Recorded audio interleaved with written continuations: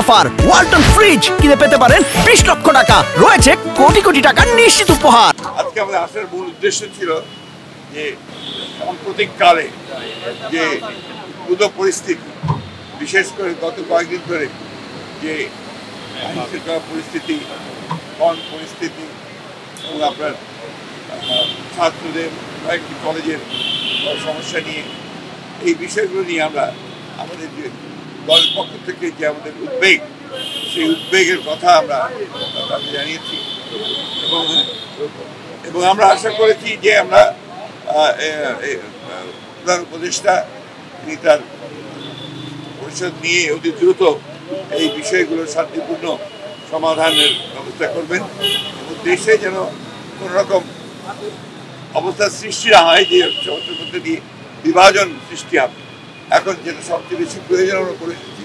এই মুহূর্তে, সেটা সবচেয়ে বড় প্রয়োজন হচ্ছে জাতীয় ঐক্য। আমাদের সামনে এখন অনেক বড় চ্যালেঞ্জ রয়েছে, সেই চ্যালেঞ্জগুলোকে মোকাবেলা করার জন্য বিশেষ করে যারা বাংলাদেশের স্বাধীনতা সার্বভৌমত্বের প্রতি হুমকি হয়ে দাঁড়ায় অথবা এর যে স্ট্যাবিলিটি এটাকে যারা বিনষ্ট করতে চায় তাদেরকে প্রতিহত করার জন্য প্রতিরোধ করার জন্য আমাদেরকে অবশ্যই একটা জাতীয় ঐক্য করে তুলতে হবে। সেই কথাগুলো আমরা আপনাদেরকে বলে এসেছি। আমরা সেই সঙ্গে জনগণের যে দুর্ভোগ হচ্ছে, বিশেষ করে দ্রব্যমূল্যের ব্যাপারে, সেই বিষয়টি আমরা তাদের সামনে নিয়ে এসেছি যে যাতে করে দ্রব্যমূল্য কমানোর জন্য টিসিবি ট্রাকগুলোকে আমরা বাড়ানোর জন্য বলে এসেছি, প্রতি এলাকা ভিত্তিক বাড়ানোর জন্য বলে এসেছি। আমরা বলেছি যে আপনার যে ট্রাক চলাচল, যানবাহন চলাচল যদি নির্বিঘ্নে থাকে সেই বিষয় নিশ্চিত করার জন্য আমরা তাদেরকে অনুরোধ করেছি। সেই সঙ্গে আপনার কৃষিতে বিশেষ করে আপনার সার বিতরণের ক্ষেত্রে যে সমস্যাগুলো আছে সেই সমস্যা দূর করে এখনো আপনার সেই আইসিসদের দোসররা নিয়ন্ত্রণ করছে, সেগুলোকে আপনার মোটামুটিভাবে জনগণের পক্ষে যারা আছেন তাদেরকে নিয়ে আসা এবং এটাকে সহজ করার জন্য আমরা অনুরোধ করেছি যাতে ব্যবস্থা করা যায়। সেই সঙ্গে শিল্প উৎপাদনের ক্ষেত্রে আমরা বলেছি যেন আপনার এই নর্মাল যে আপনার অ্যাক্টিভিটি সেটা যেন চালু থাকে,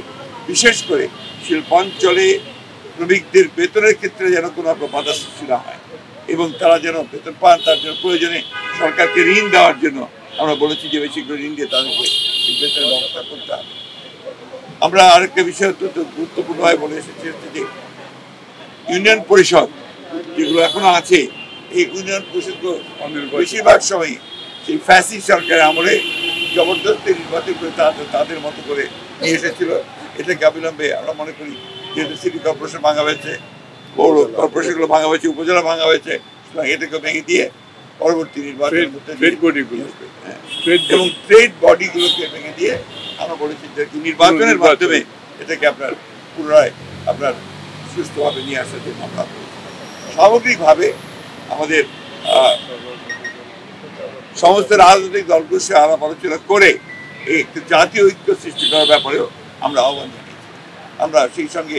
আপনার এটাও বলেছি যে আমাদের নির্বাচন যেটা সবচেয়ে বেশি প্রয়োজন, সংস্কারগুলোকে আপনার সম্পূর্ণ করে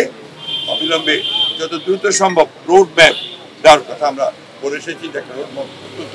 জরুরি। এই কথাগুলি আমরা তাদেরকে বলেছি এবং প্রধান উপদেষ্টা এবং তার সঙ্গে যারা উপদেষ্টা মন্ডলীর সদস্য ছিলেন তারা অত্যন্ত শান্তিপূর্ণভাবে মনোযোগ সহকারে আমাদের কথাগুলো শুনেছেন এবং আমরা বিশ্বাস করি যে তাগুলো গুরুত্ব দিয়ে তাদেরকে প্রয়োগ করার। আরেকটা বিষয়, আমরা সমস্ত মামলাগুলো যেগুলো আমাদের সময় ফ্যাসিস্ট সরকার করেছিল এই মামলাগুলোকে প্রত্যাহারের ব্যাপারে আমরা দ্রুততার সঙ্গে ব্যবস্থা গ্রহণ করার জন্য অনুরোধ করি। এলো খবরের কাগজ, নিখাত, নির্ভীক, নিরপেক্ষ।